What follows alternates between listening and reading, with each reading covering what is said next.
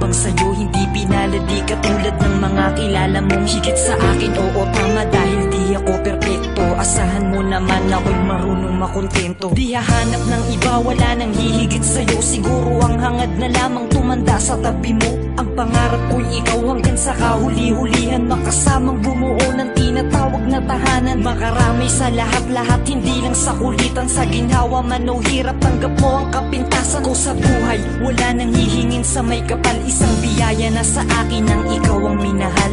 Ikaw ang minahal, ikaw ang minahal.